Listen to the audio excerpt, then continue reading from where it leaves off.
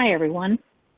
Welcome to today's webinar, Texas TERT Hurricane Harvey Telecommunicator Response, How Texas TERT Supported the First Responders, with Jason Smith, Texas TERT State Coordinator.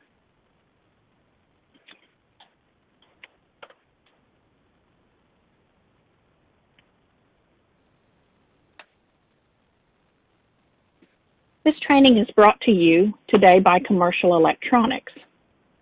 If you would like to learn more about our recording solution and third-party quality assurance services, visit comelectronics.com. This webinar is part of our public safety education series, and you can view our upcoming webinars on our training page at comelectronics.com/training. Before we get started, I'd like to go over a few housekeeping items so you know how to participate in today's event.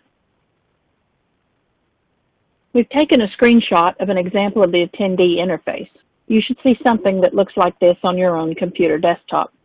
You're listening in using your computer's speaker system by default, and you're automatically muted to eliminate background noise. If you would prefer to join over the phone, just select the handset in the audio pane at the bottom right, and the dial-in information will be displayed.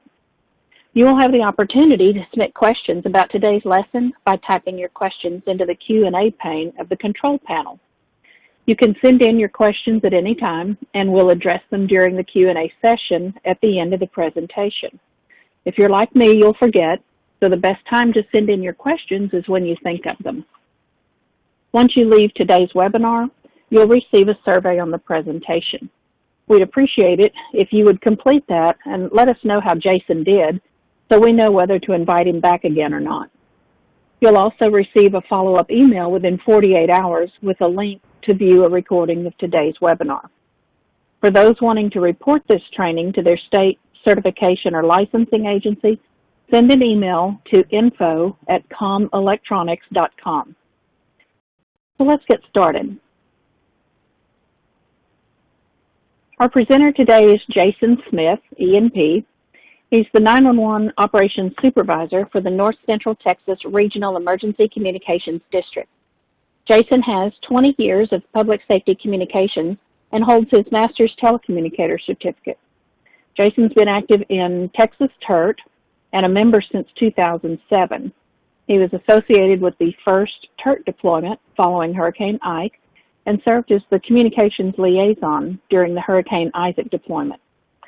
Jason was appointed to the Texas TERT State Coordinator position in May 2017 and was responsible for organizing and deploying the 9 TERT teams following Hurricane Harvey. Jason's had the opportunity to travel around the state and nation to present on various TERT-related topics and is a strong supporter of the TERT initiative. So Jason, welcome. Well, thank you, Beth. And I would like to thank you all that have joined us today. And thank you to the wonderful folks at Commercial Electronics for this opportunity. I hope everybody enjoys this presentation. And as Beth said, if you have questions, please submit them because I'd like to hear what you have to say. And I'm glad I'm here today to be able to talk about our Harvey adventure. So before we officially get started, I'd like to do a quick survey. And the question for you all is, has your agency ever been involved in a situation in which you have benefited from a TERT response? And we'll take a couple of minutes so that everybody can answer.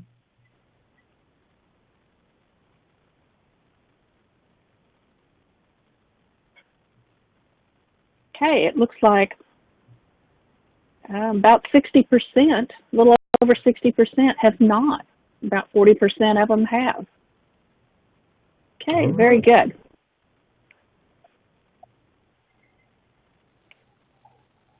So carry on. All right. Slide, please.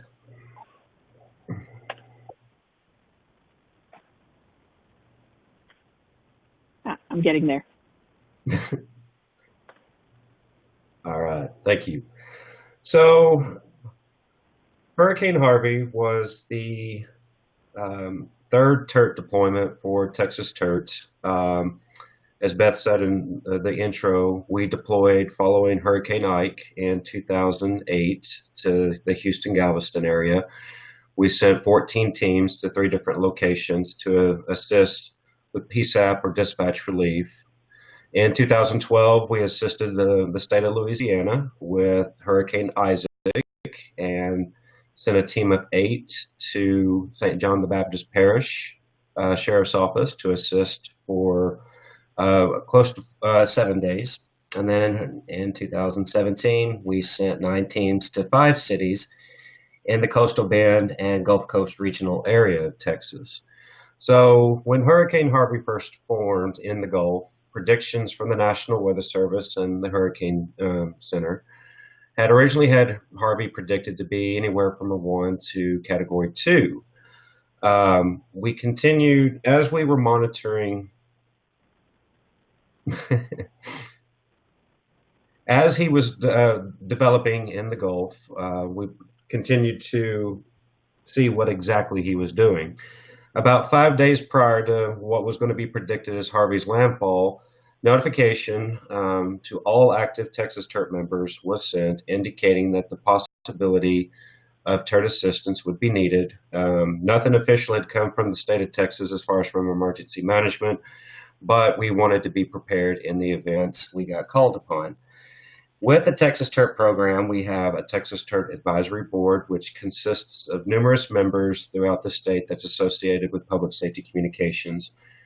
We have a chief, representative, sheriff, someone from the Forest Service, DPS, Department of Homeland Security, and so on. And then we also have the Texas TERT staff or Texas TERT committee members, which is made up of myself and 7 others. We have a database coordinator, a communications liaison, and 6 regional coordinators who are responsible for activities and monitoring and active members in key parts of the state. So notification to those groups were sent. And with that, we started the creation of a standby list. And within under an hour, we had 40 members indicate that they could deploy. They had agency support in the event if we were called upon. So we distributed the proper paperwork to those members to ensure officially and get the blessings from their administration. And the paperwork is simply an authorization form that is signed by their chief, sheriff, or administrator stating they support the deployment for however long it could be. With continuous monitoring of Harvey's activities, we became more prepared of what was possibly going to be expected, what areas of Texas were going to be affected the most. And at 10 p.m. on August 24th, Hurricane Harvey made landfall as a Category 4 hurricane and struck the Coastal Bend area, the cities of Rockport, Ingleside, Port Aransas, and such. So with requests, the first standby request came in on August 27th at 7:30 in the morning from Galveston County. The lieutenant that called, we've had a good working relationship with her through our public safety conference and Texas APCO and Texas NENA, so thankfully she knew who to contact. But she said that there were 4 cities that's in the county of Galveston that could need assistance and just giving me a heads up. So to prepare for what could possibly be 4 deployments, notification was sent to the members on the standby list advising that this could happen. So we started forming some teams, preparing anywhere from 4 to 8, however many, based off of projections because nothing was definite.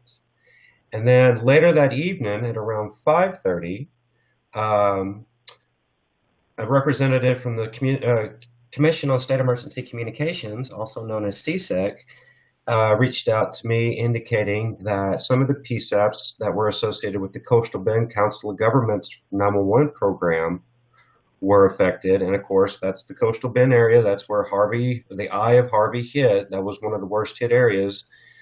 And that 2 or 3 of their agencies needed assistance.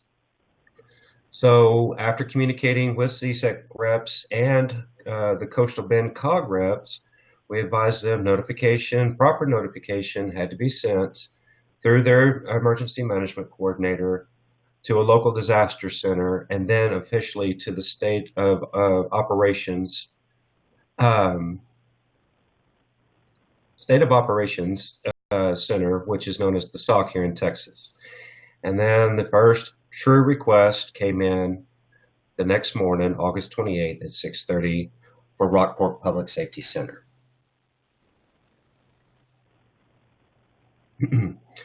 So our deployments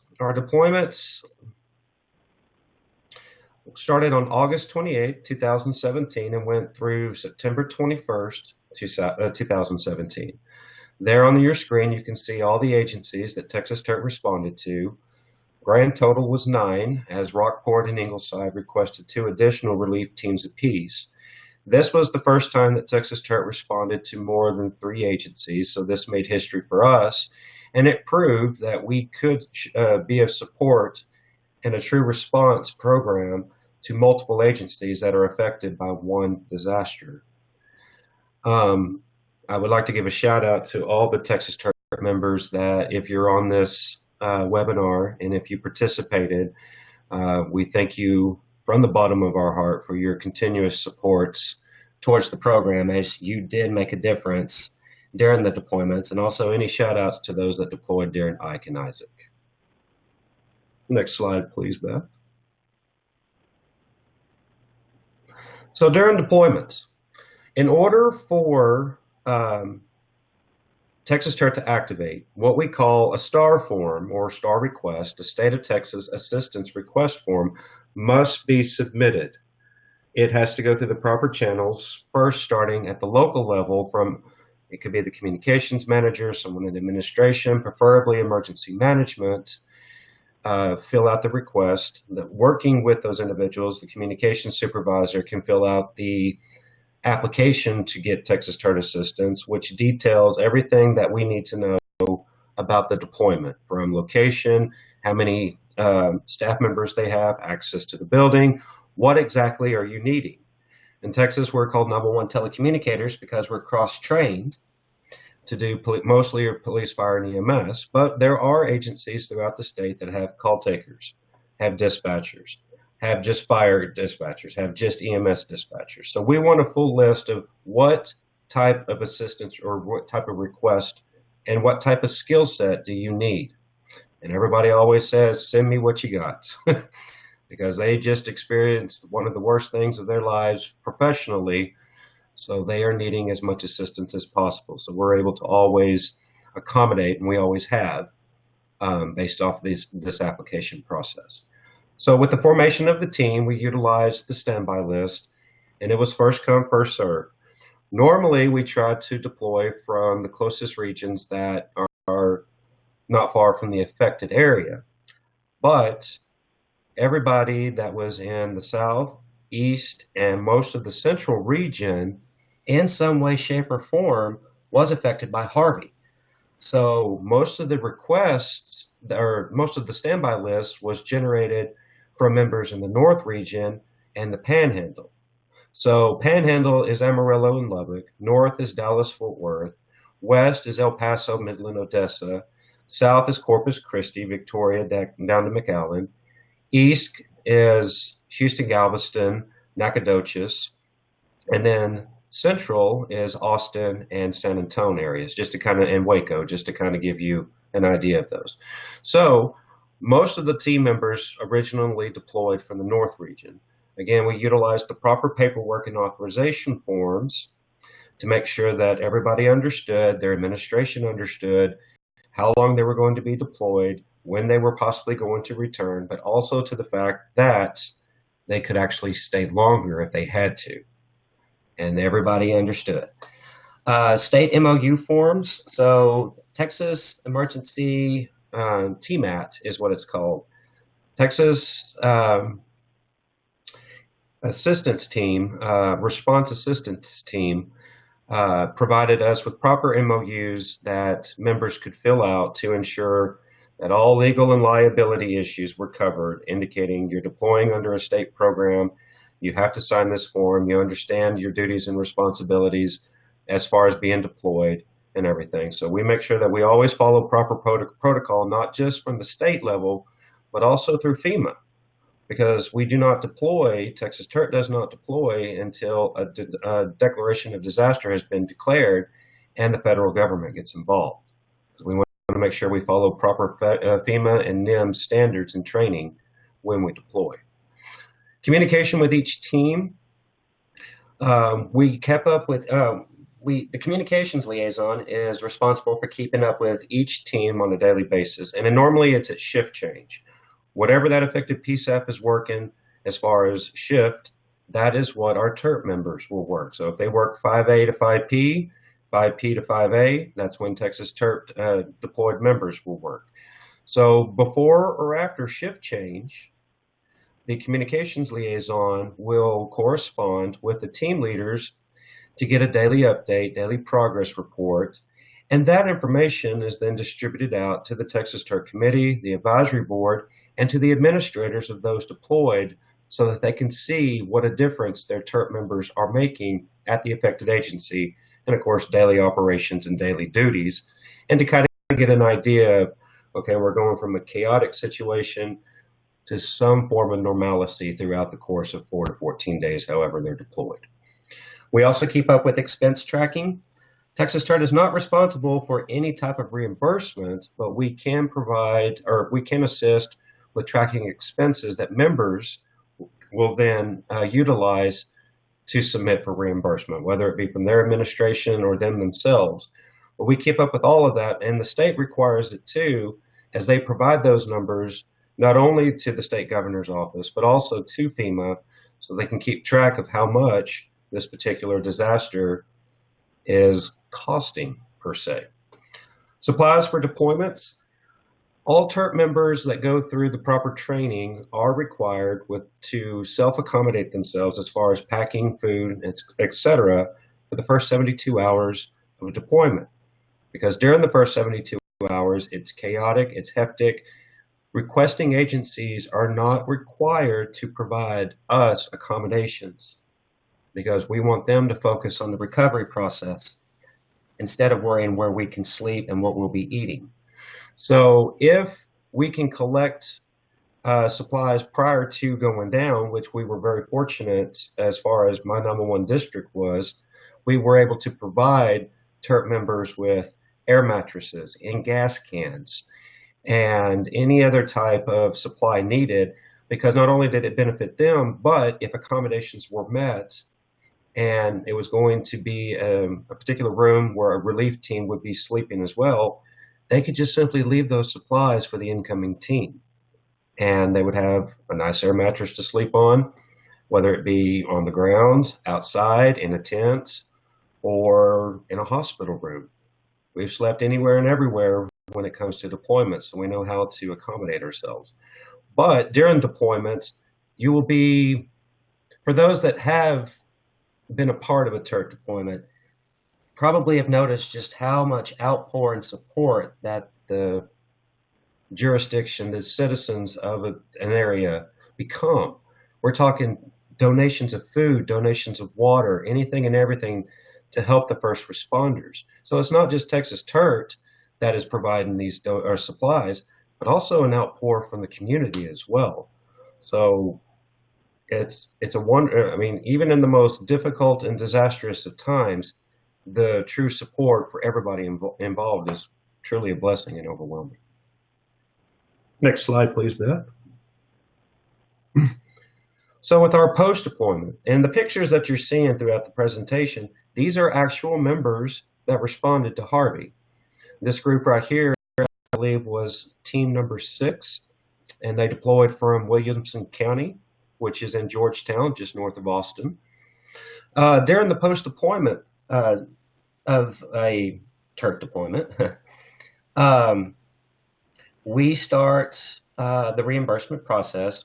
We provide all financial tracking and any bits of information to assist the members with the reimbursement forms. It takes a while to get those forms completed, and then once done, the agency provides those to the state or to FEMA to get the reimbursement process going. Collection of the 214 logs. Again, we follow FEMA and NIMS protocol. So we utilize the ICS 214 logs, and our team leaders, as well as anybody on the Texas TERT staff, me included, utilize that to document everything that goes on during a deployment, anything that pertains to team members, traveling, expenses, and so on and so forth. For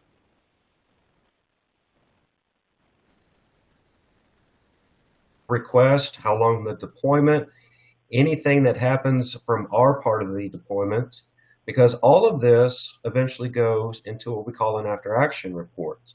And it takes a while to thumb through all of these logs, but we want to show everybody that Texas TERT was called upon, Texas TERT assisted, we fulfilled our mission, and everybody went home safe, and all affected agencies that requested TERT got assistance. Team debriefings, if we can't do it in person, after a team comes home, we try and do it over the phone. We usually allow up to a week after the team has come back to relax. Go back into their normal routines, start collecting the forms or start jotting down information on their forms, fill out a couple of surveys. But we do an initial debriefing just to make sure that first and foremost, nobody is starting to experience signs and symptoms of critical incident stress that could eventually lead to post-traumatic stress disorder.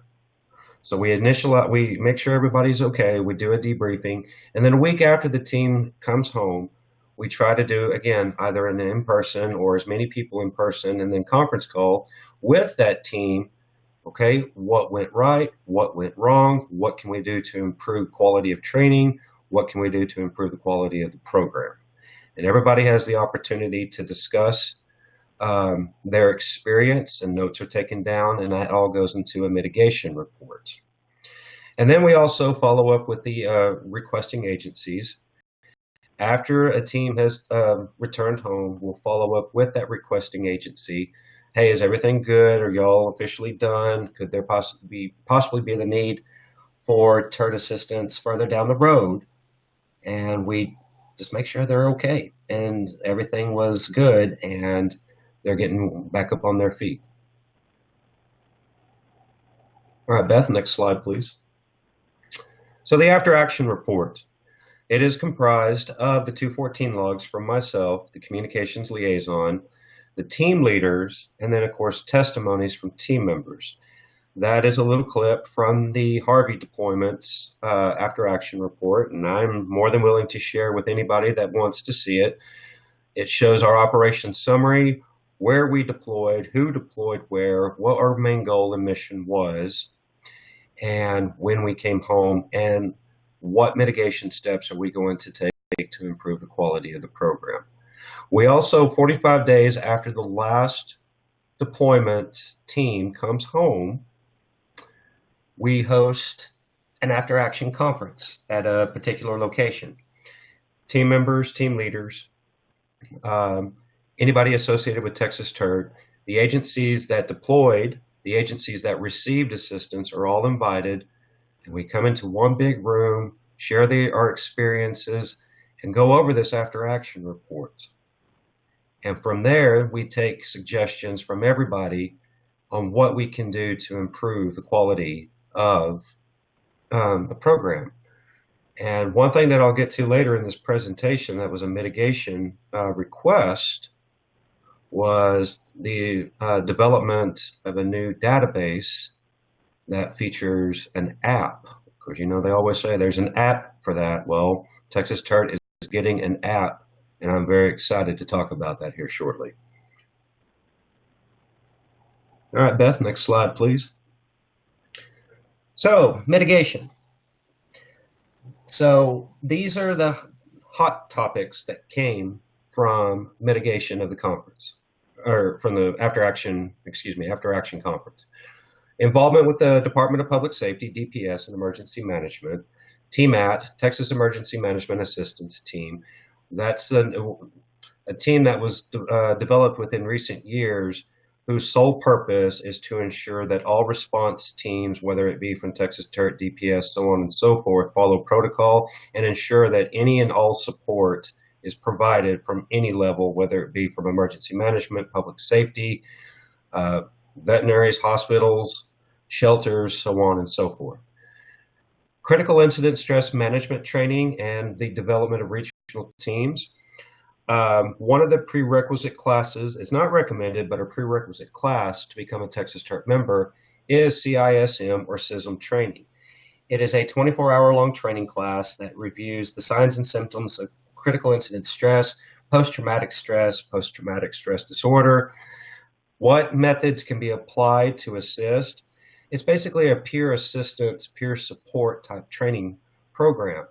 And the idea is to develop, similar to TERT members throughout different regions of the state, have these CISM or CISM teams established throughout the state. So if, like in the event, if you've heard what happened over the weekend for us here in Texas, and of course in Dayton, Ohio as well, the active shooter calls, if El Paso Police Department needed some type of critical incident stress management team to assist, we would have one prepared and sent to assist El Paso 911 with their telecommunicators and providing peer assistance. Same thing with TERT programs as well. In the event if someone starts, whether it be the resident telecommunicator or a TERT member, we can provide that type of peer support in the event if somebody notices any type of emotional distress or anything to that degree. Someone is starting to, start unfortunately dealing with developing post-traumatic stress disorder. So that is one thing that we're going to be working on to get not just for telecommunicators, but also anybody involved in public safety. Deployment documents and forms. We have modified our application process. Forms and documents. We've updated our authorization forms. So it's clear, precise, understandable, no questions asked. You understand where you're going, how long you're going to be deployed, and then your administrator signs off. With the application, everybody is required to submit an application which includes supervisor or manager signing off with a cover letter showing their support before they can be considered an active member. Unfortunately, during the Isaac deployments, when we first sent out the request, we had up to 49 members say, yes, I'm ready to go. Well, if we needed a team of 7, we'd have 7 teams of 7 ready and prepared to go and assist. Well, when the official request came out, unfortunately, we went from 49 saying, yes, I can go, to 8, because their administration did not know that they were a part of this program and they would not support them deploying.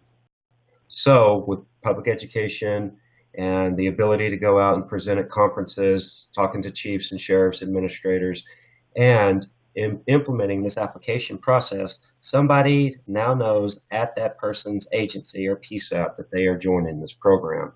And by signing off and submitting it, they are approving them at one point or another to be deployed. Debriefings during the post-deployment phase. We tried as best as we could during the Harvey deployments to have these, but unfortunately there were some that we just could not do because of everything that was going on. So mitigation is that we will always have some type of debriefing following a team returning home after a deployment. The request came also for us to consider hosting TERT training for supervisors. What can I expect from a supervisor level? What can I expect when my team member is called upon? What am I supposed to do in the event if they're gone? Do I get reimbursed for having someone else fill their shift while they're gone? What do I get in return for them being a TERT member? How often will I get notifications? And so on and so forth. 2 to 4 hour training bit. And this can also be done for anybody on the administrative level, just to let them know what their TERT member will be going through and what their agency can expect from Texas TERT and the state during a deployment. The request also was to host a Texas TERT conference, a 1 to 1.5 or possibly 2 day conference where we could bring in all of the key players from police, fire, EMS, emergency management, DPS, to come and talk about different roles and responsibilities, provide training opportunities, educational sessions or tracks, so everybody knows something about not only TERT, but the response program that TERT provides, or excuse me, Texas provides. Everybody knows about their particular sections, like police know everything about patrol as far as DPS, fire administration, EMS, so on and so forth, 911, TERT, but not everybody knows the different roles and the different divisions of public safety. So this would allow for that, you could say, cross-training capability so that everybody knows the different roles and responsibilities during something like this. And then lastly, the development of regional TERT programs. And what this is the capability to provide TERT assistance at a local level, but it doesn't qualify as a state deployment. So an example of this would have been the El Paso shooting could have been considered a regional TERT deployment. The Santa Fe shooting that happened last year, Santa Fe Police Department, we actually provided regional TERT assistance because no declaration or disaster declaration was decreed. We still were able to go in and provide, because what regional TERT programs are is just neighbor helping neighbor. It's just a firm handshake, and agencies go and provide assistance to other agencies for a shorter period of time versus a state deployment where it could be anywhere from 4 to 14 days. So we currently have 2 active regional TERT programs, one in the Panhandle and one in the Dallas-Fort Worth area. And within the past 2 years, we've had 2 other areas of the state, Houston-Galveston area and Austin area, show interest in wanting to get these regional TERT programs up and running. So I'm very happy that progress is being made on that. Okay, so let's ask another survey question. Let's poll the audience. Does your state have an active TERT program? Yes or no?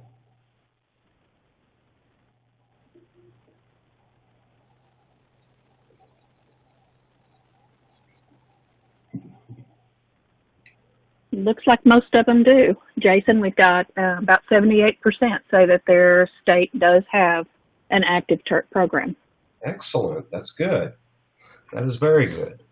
For those that do not, I am more than willing to provide you with information on how you can start the process. And actually, if you go to the National Joint TERT Initiative's website, njti-tert.org, they have information displayed on there on how you can start your TERT program in your state. And it's a wonderful website with a lot of great information. So if you're interested in that, then please visit that website and go review the documents. All right. So with Texas TERT, we have training that is required in order to become an active member. Anybody and everybody that wants to be in the program as active must complete the TERT Basic Awareness course. It can be done in classroom, or it can be done online through FEMA's website, and I believe it's IS 144 if you're interested in taking the TERT course. It identifies all roles and responsibilities of a team member during from pre-deployment all the way to post-deployment, what to pack, how long you should pack for. It goes over critical incident stress. It discusses how to mentally and physically prepare for a deployment. It's a wonderful 8-hour class. I highly recommend everybody try and take it or promote it. Here in Texas, we try and offer it at least 3 times a year throughout the state. And then I usually try and host it at least twice a year at my agency in Dallas-Fort Worth area. The next step is to become a team leader, and that's optional, but that is the team leader is pretty much the supervisor. They are responsible for the entire team pre, during, and post deployment. And this class goes over all the roles and expectations, responsibilities and such of the team leader, all the documentation that is required, all the forms that need to be completed, so on and so forth. And then lastly, we have a train the trainer class. And this person, if a team member wants to take this is kind of like the last step in your TERT education. This allows you to be a trainer where you can go and teach the basic awareness and teach the team leader class. Here in Texas, we have an organization called TCOL, Texas Commission on Law Enforcement, and they establish all the training standards and such for peace officers, jailers, and now 911 telecommunicators, because we are considered licensed now. And one of the things that they offer is an instructor's course, and that allows you to basically go and teach and be able to have hours submitted for continuing education points. That is one thing that we do require, is that you have some type of formal trainer certificate, or you have taken that class in order to become a trainer. But if anybody is interested, and especially those with your active TERT programs, if you're interested in getting more training developments in progress, please contact me. I'm more than willing to help anybody that's willing to get TERT up and going in their state. All right, Beth, next slide, please. So this is the TERT application. This was recently modified as of 2 months ago. So the application is 3 pages, and then we have the TERT contract of commitment. Any member that fills this out has to fill out both. On the application itself, we follow what the American National Standards Institute, also known as ANSI, standards for TERT requires. And in Texas, we require at least 2 years of experience as a public safety telecommunicator. What the ANSI standard outlines or identifies is any type of proper background check. So in Texas, we have what's called a DULCE form, and that shows that they have gone through the proper hiring process and had the proper background check conducted on them, and they are fit to work at their agency. Now, we have also included, if it's not strictly law enforcement telecommunicators, if they are fire or medical dispatchers, they have to have some type of equivalent background check. And then required license or certifications. And then we do require everybody to take the NIMS 1, 2, and 700 just to become a team member. And if you want to become a team leader, you have to include NIMS 800 courses. And of course, these are all available on FEMA's website. But this is what they fill out. Their supervisor fills a certain portion of it out. And then cover letter is required, and then TERT contract of commitment, and that's telling me 100% that their agency is supporting them to be a member. Okay, next slide, please. So TERT requests on a local or regional level. So again, we are starting to see an increase in developments of regional TERT programs. So on the local side, the request is made by the communications supervisor or manager or whomever is responsible for the 911 dispatch center. Again, it is just strictly a PSAP to PSAP assistance program, one neighboring PSAP helping another neighboring PSAP.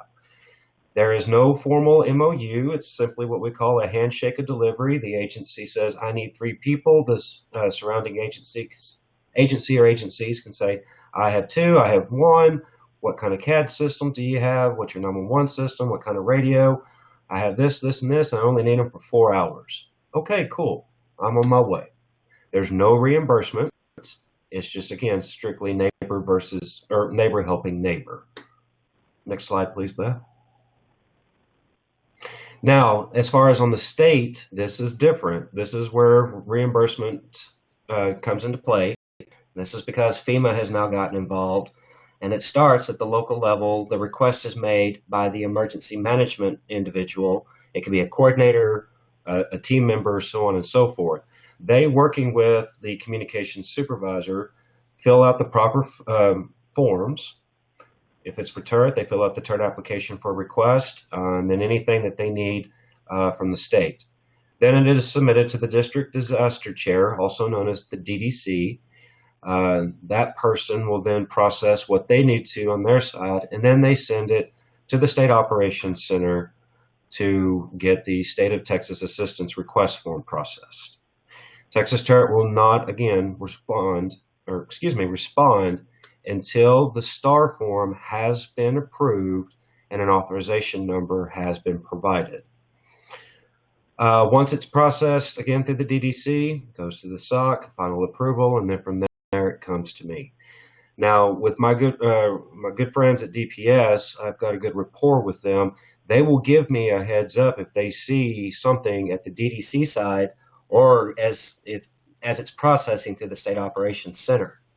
And normally, depending on how busy everything is at the time, it could take maybe up to a couple of hours. Sometimes it could take up to 12, sometimes up to 24. And it's not because nobody's doing their job, it's just because there's so much going on right now, and everybody has to fine-tooth comb it to make sure everything is completed properly. But if I get that notification in advance, then I go ahead and start getting the team assembled and ready, stating this is on its way, you're not being deployed yet, but you will be, and this is what you can expect. And that's what happened a lot during Harvey. And we were able to get teams actually closer to the disaster areas as we were waiting for those proper forms to get signed, sealed, and delivered. All right, next slide. So, talking about the pre-deployment phase, and then this is information that is distributed out during the TERT basic awareness as well as the TERT team leader. A request for standby is sent out. Members that say, yes, I can join, will have to do their specific and general packing. Specific items would include some form of identification, whether it be state issued or department issued. General packing, of course, is everything that they can get into a duffel bag for 4 to 14 days to accommodate themselves up to 72 hours at least. And then if accommodation means and methods are provided, then they're good to go for the rest of the trip. Pre-deployment forms, the Texas Emergency Management Assistance Team's MOU, any forms that Texas TERT requires as well, and then a financial sheet, which is provided to the communications liaison from the state. We utilize that to document all spending, and that is submitted each day to the state following TERT team members' debriefings. The assembly area is a very important part of the pre-deployment phase because this is where the team, if they're all coming from the same location or same region, is meeting for the very first time. The team leaders get to meet the team members. They all get debriefed on what's going on. The team leader packet consists of all proper forms that they will need to utilize during the deployment, information pertaining to the deployment, such as where exactly they're going, and possible routes that they could take, who they will be contacting once they arrive, and who their main point of contact will be during the deployment. The 214 forms, again, as we discussed earlier, that is just the form that's utilized for all types of documentation from the moment the team leaves to the moment they come back. Transportation logistics, those are identified during this phase as well. Will members be taking their own personal vehicles, or will some agencies allow TERT members to take those type of vehicles, their agency vehicles? NCT 911 had the opportunity to provide transportation logistics for members that deployed from the Dallas-Fort Worth area. So they got to utilize those trucks for their deployments, and they didn't have to worry about spending costs or anything like that. All right, Beth. During deployments, roles and responsibilities, team leaders, team members, the expectations, and the reminder that not only are you going to represent Texas TERT, but you're also going and you're representing your agency. So anything and everything that was applied and that members and leaders learned in their trainings must be applied during the deployments. We are professional, we are courteous, we are active, we are as positive as we can be during those 4 to 14 days. Team leaders need to keep that in mind each and every day and reiterate that to their team members, as well as the state coordinators and the regional coordinators to the team leader. You know, you're going in during this difficult time. You may be dealing with resentment, but remember the mission, remember the goal, and remember why we're there to help them get through this difficult time. Continuation of the documentation, 214 and financial tracking. Shift work, we work when they work. Again, if they're working 5A to 5P, that's when Texas TERT works. We do not try and do our own shifts. They go into emergency emergency response. We're going in as a response. So again, we work when they work. Continuous communication. Even though they're in their shift and they're working, team leaders are encouraged to make contact with the communications liaison as often as they'd like. They don't have to wait until the end of the shift. If something serious happens during a particular shift, we may want to know about it, especially if it's something to do with a team member that's acting up. Because then we have to realize, okay, is this just temporary? Is it possibly critical incident stress?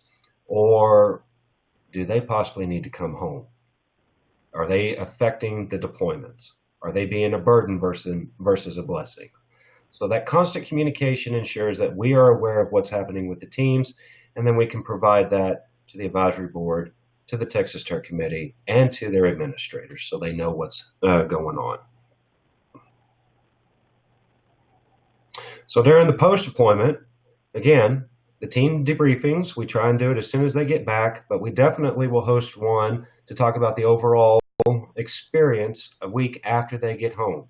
And again, the reason why we want to wait is so that they can go back into their normal roles. Sometimes, most times, team members will get a day or two off before they have to go back to work. But there are some that come home at 7 p.m. and have to be right back to work at 7 a.m. We can't control that. That's their agency needing them back. So, but we try and encourage that. Take the time to relax, get back into your normal routines, and then we will discuss TERT business a week later. Team leaders will complete all their 214 forms. Texas TERT committee members will complete everything associated with that deployment. And then we provide a team survey, which is a simple little checklist. What did you think went well? What didn't? Ways to improve, modify. What do you think is not essential anymore? And then we assist with the reimbursement process. Again, Texas TERT does not do any of the reimbursement forms, but we can provide this, the financial tracking. And then everything's complied into the after action report. And then 45 days after the last team comes home, we have the conference and all are invited to come and play. All right, so we're getting close to the end of this presentation. So just some of the things that we here in Texas are working on. As I mentioned earlier, we have a new database that is being developed. The database coordinator, her and her husband have been working diligently with this. I've gotten a sneak peek at some of its capabilities and what it's going to offer, and I'm beyond excited about this. And I'm really excited about that app. You never realize just how geeky you are until you know that your program can get an app. And what's interesting about this app is that anybody, as far as myself, the database coordinator, or any of the regional coordinators, will have the capability to send push notifications via this app that includes training. Do we need to be put on standby? What's new? What's going on in Texas TERTs? Anything and everything to that degree. Also, through the new database, we're getting a new website that will allow for more interaction, more capabilities for the members. The members will be able to access a web portal, go in, update their profiles at any given time, whether it be through the website or through the app. They can upload any required documentation, such as certificates, or if they've switched from one agency to the other, they can go in, upload what is required, update their profile. That's just the tip of the iceberg of what these two capabilities are going to allot for. More interaction and more communication with the membership. Train the Trainer series. If there's any Texas folks in here who are a TCOL instructor and you're interested in becoming a TERT instructor, please contact me. Right now, there's only 5 true TERT trainers in the state, including myself, and we're all here in the Dallas-Fort Worth area. So my goal is to have one trainer at least in each region of the state, so that if, say, San Antonio wants TERT training, the trainer in that area can go and assist. I take that back. There's one other TERT trainer, and she's up in the Panhandle. So 6 altogether. But yes, I want to do a Train the Trainer series to get more trainers out there so we can start getting more people interested instead of them having to wait and then maybe eventually losing interest. And then the TERT conference, that is going to be in the planning phase soon. And I don't know yet what to expect, where we'll host it, or what will come out of it. But if anybody on this presentation would be interested, shoot me an email. I'll make sure you get put on the invite list. Again, I don't know when it will happen. It may happen in the fall. It may happen in next spring. It could happen 5 years from now, but it's going to happen. All right. So that's it pretty much for this presentation, as far as what I have to offer to you all. I hope it's been insightful, provided some information on how our program works. I hope y'all like me enough that Beth will allow me to come back, But in closing, I have connections here. If you want to follow Texas TERT on social media, we're on Facebook and Twitter. Please don't ask about Snapchat or Instagram, because I know nothing about those two. I just started Twitter about 2 years ago. So I can get you through Facebook, I can get you through Twitter, but the other two, no, I'm sorry. And again, that's our website that has all the information about our program and how to become an active member. Well, thank you, Jason. We will have to work with you on the whole Snapchat thing. This was all great information. So we've got several questions, and we'll get to those in just a minute. But first, I wanted to let everyone know to join us next month, September 4th, same bat time, same bat channel, for our next episode of Public Safety Webinars, Aztec High School Shooting, the school shooting you didn't hear about. It'll be presented by Tandra Malcolm, Operations Manager for the San Juan County, New Mexico Communications Authority. It's going to be a great webinar and obviously very relevant to us all in light of this past week. So let's get to some of the questions that were submitted, Jason. Okay. One of them is, with Harvey being as impactful as it was Texas TERT unprepared in any way? Texas TERT was not unprepared. We were able to respond to every request that came in. Now, I will say that towards the end of the response period, because Texas has response time and then recovery time, TERT members were starting to have to drop off of the standby list because their agency said, okay, we're going into a month and a half of deployments. You can't go now because we need you here for this. So where one would drop off, 2 more would come back up. So we were prepared from the moment, but we also had backup plans in place in case our deployed list was depleted. So good friends in Oklahoma TERTs, they were on standby to be there and support us if we needed them. Okay. Another question, what lessons did you take away from and implement post-Harvey? The application process was a big one, to make sure that anybody in 911 in Texas can join the program, because some agencies came back and said, we strictly dispatch fire, we strictly dispatch EMS. What happens if we are affected in some way, shape, or form? We need those that are strictly fire, strictly EMS dispatchers. So we implemented that capability. The debriefings and the critical incident stress management teams. Nobody requested CISM during the deployments, but that was highly recommended at the TERT conference, the after action conference, to consider applying or having prepared in the event, if needed, following something as tragic as Harvey. Okay. And of course, And have you, I'm sorry, go ahead. And I said, and just maintaining constant communication. Okay.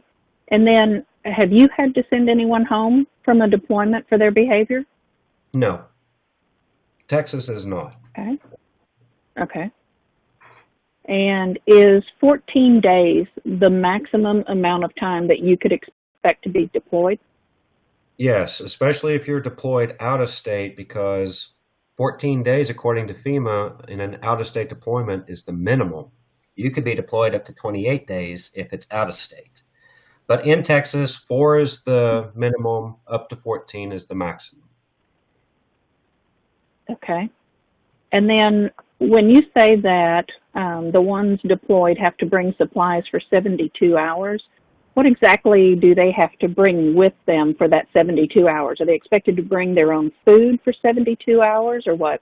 So they have to pack for the whole deployment, whether they're gone for 4 days or up to 14 days. But they have to definitely make sure that they are self-sustaining for the first 72 hours. Because again, especially if this is the first team that's being deployed right after something like Harvey happens, we don't want the agency that's requesting TERT to feel they have to make accommodations for us. Our teams are able to take care of themselves for the first 72 hours. So yes, you definitely want to make sure you have enough food to accommodate yourself for the first 72, but also through the entire deployment. Now, I will say that with each deployment that Texas TERT has done, accommodations have been met, food was provided, as well as water, because again, as I mentioned, the public support towards the first responders being so overwhelming, they lose power, it's out for 14 days. Well, they've got a freezer full of food. Give it to those that will use it instead of it just sitting there and rotting. So, but yes, Okay, we then. strongly encourage 72 hours, you take care of yourself. Okay. And one last question. All right. How, if I don't have TERT in my state, how do I get it going in my state? So the first thing to do is correspond with somebody at the state level as far as emergency management goes, or the Department of Homeland Security. Texas has been very blessed to have a great connection as far as TERT goes with the state, whether it be through DPS, emergency management, or DHS. But any state that's interested in getting it, start at that level first. And then the next thing to do is to contact someone at NJTI. The nation is broken up into different regions, just like Texas is broken up to different regions. So you can go to your map, or go to a map there on NJTI's website, and it'll show where each state is and what region they're in, and it'll have a contact for that coordinator, and they'll be able to assist you. And if you can't find that information, let me know and I'll help you. Okay, very good. So that's all the questions that we have. I hope this session was informative. It's important to us at Commercial Electronics that everyone have access to training regardless of the size of their budget. We'll be presenting different public safety topics each month, and we'll be sending registration information out as well as posting it on our website.